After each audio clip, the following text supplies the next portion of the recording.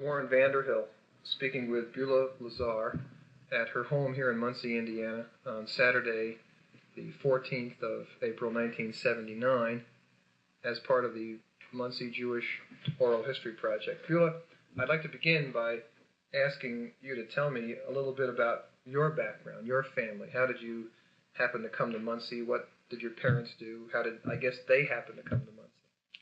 Well, I grew up in a little town in Oklahoma called Grainola, Oklahoma, and it was such a small town. I graduated high school there, went to school, lived there all my life and graduated. And in order to, I really never thought of going to college because my family was poor, as most of them were in that town. And so the idea was just to get out and get a job. So I went to Wichita and took a job there, and I had this cousin that lived here in Muncie by the name of Eleanor Smith. She was a spinster and a well-to-do person, and I had known her only through letters. And she wrote and asked me if I would like to come to Muncie and go to business college. And I just jumped at the chance, and I came with the idea of staying 6 months, and I've stayed. Well, I came the day before the World War II started. The day before? The 6th, yes. Easy to remember. Yes, I came the day before, and she and I got along very well. And then after I was through a business college, I took a job at what was then called the Merchants Trust Company, and I stayed. And that's really how I met my husband. Okay. Now, could you tell me something about his background as far as his parents? You mentioned that he was working in Muncie and he would come to the bank, and you initially met him there.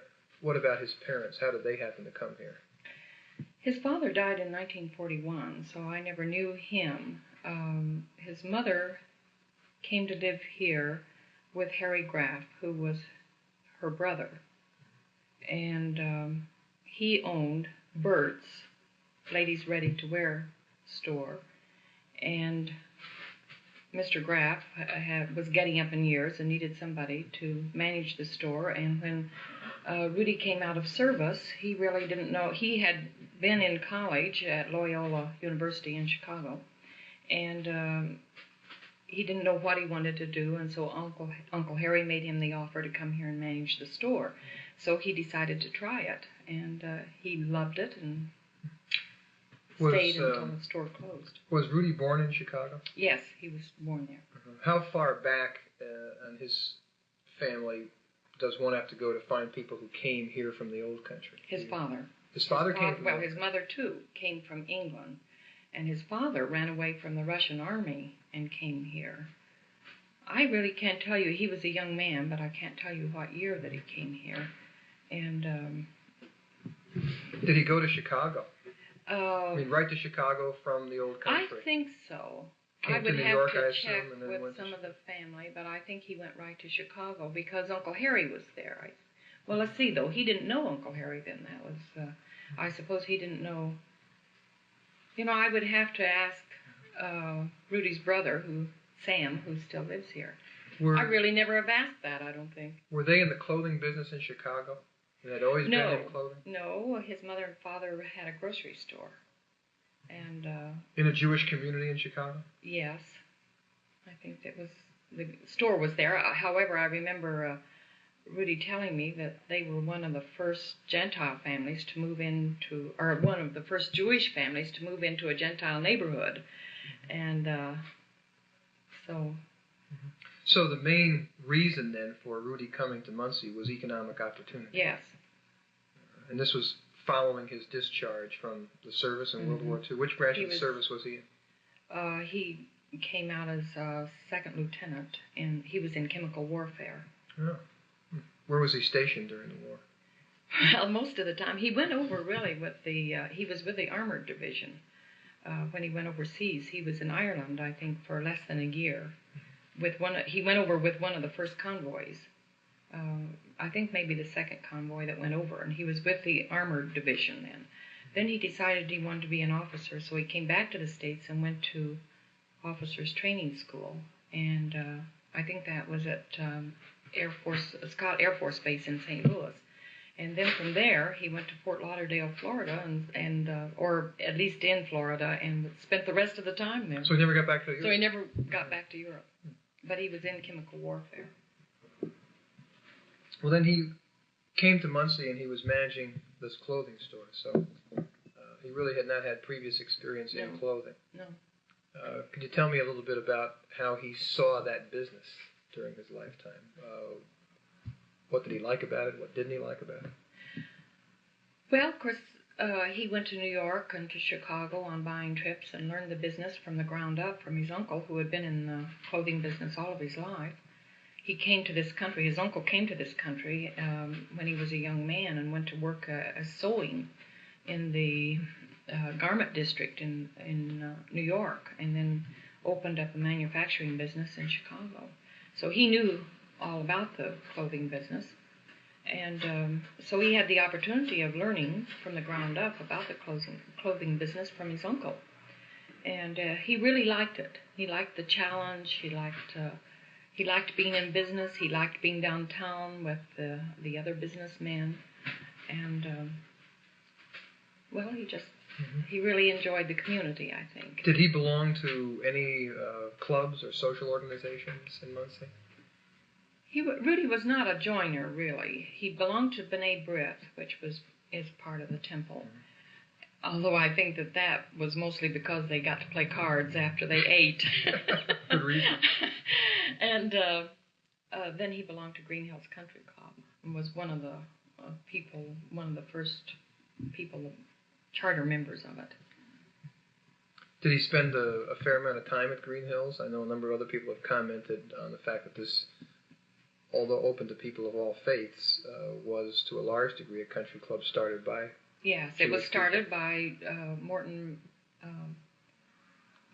Stant and Burl Plank, actually.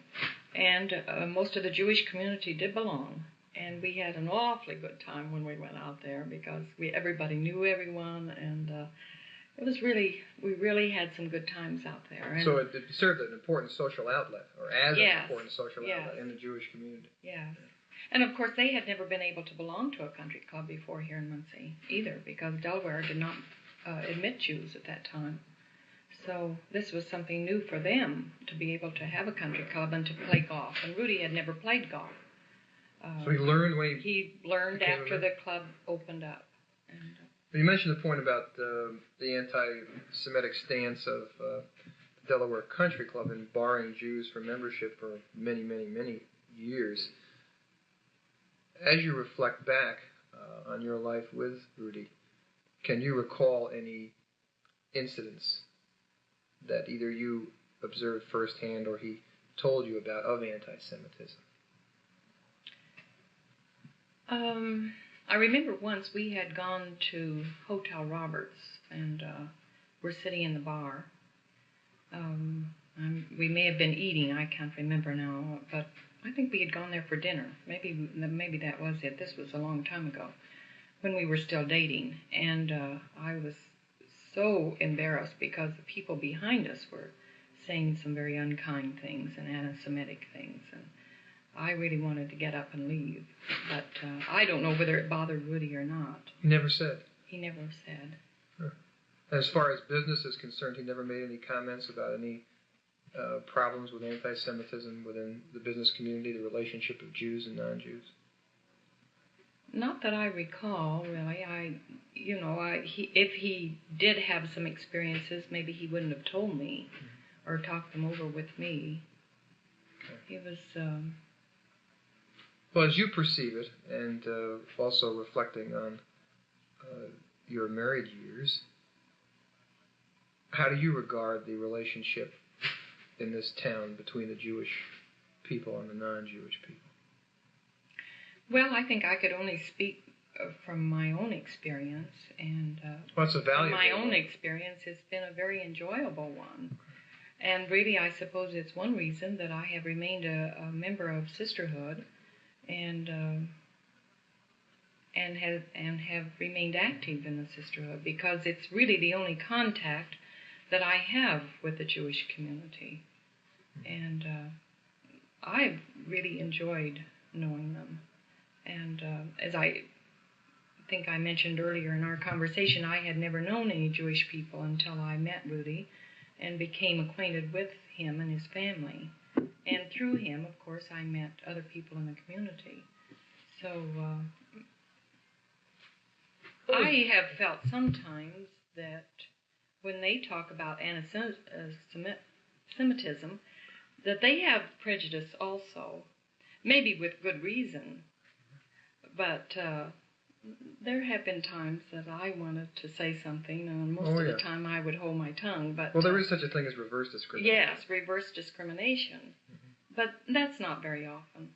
And as I say, a lot of times it's probably with good foundation that they say something. But could you tell me a little bit about the religious life of your family, which obviously is somewhat unique, because you have continued your association with the Presbyterian Church here in Muncie, and your late husband continued his association with the Temple.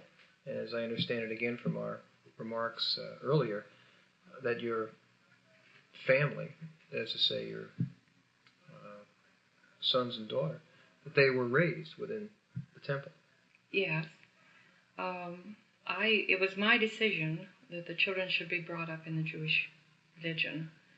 And, of course, I always felt that our home would be known as a Jewish home and the children would always be known as Jews. And I think that they all still consider themselves Jewish. However, they aren't active in any of it. They don't go to temple and most of the time never even go on the high holy days, which really distresses me.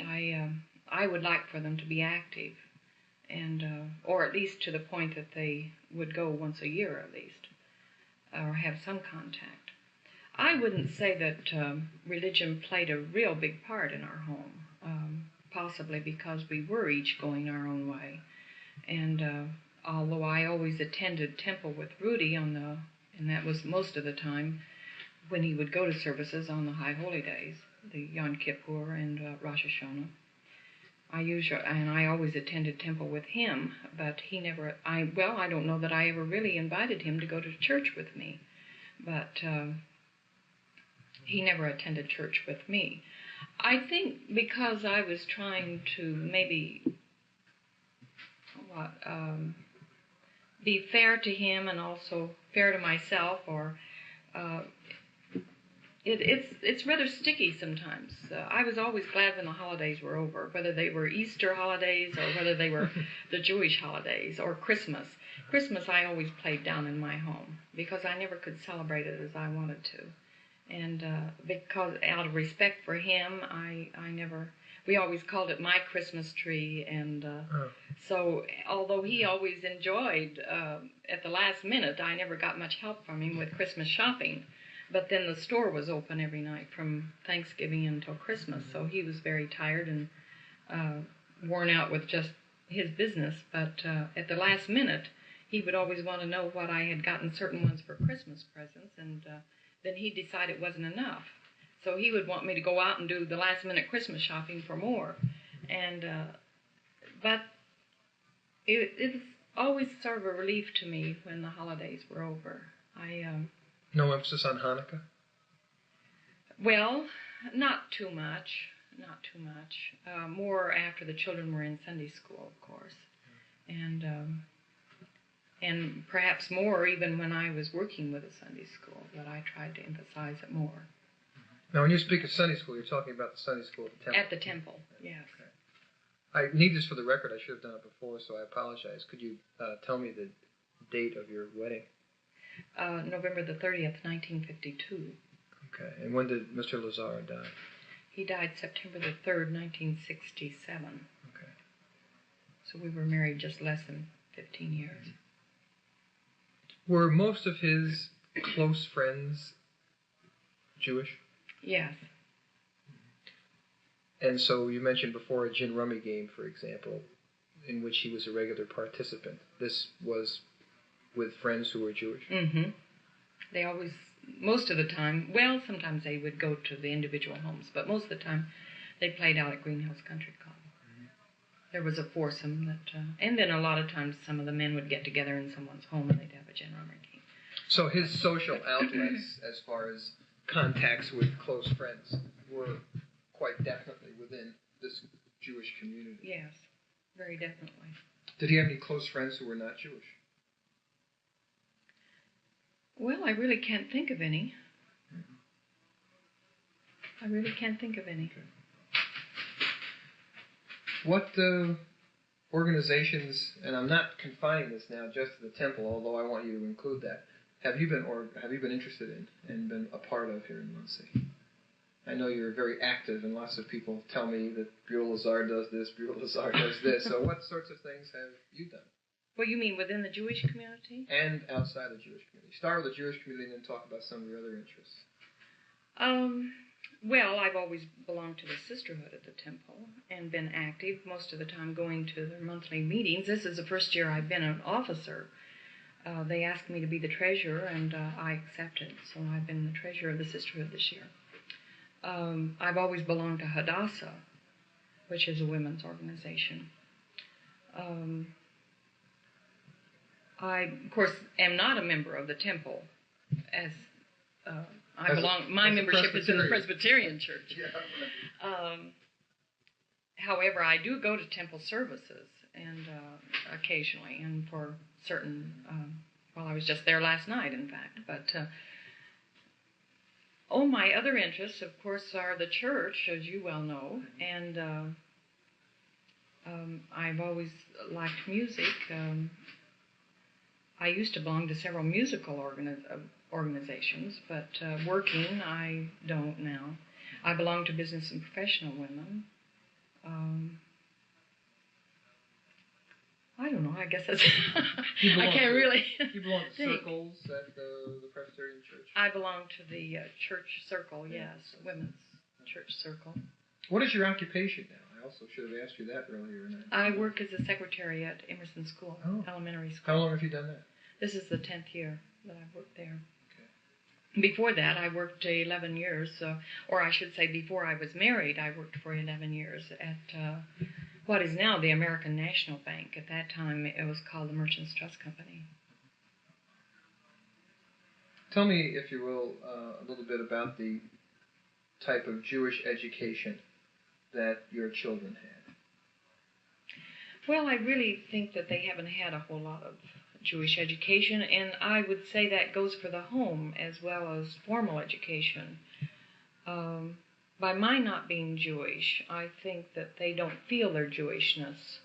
And also, I think that going to Central High School and elementary, they were the only Jewish children over at Emerson School. They were the only Jewish children in Muncie Central High School, I think most of the time when they went there, at least the two younger ones. We haven't lived in a Jewish neighborhood. Not so sure there is such a thing in Muncie. Well, of course, more out in Haldeman Village and out in there, you do find more Jewish families. However, they are scattered all over the city. But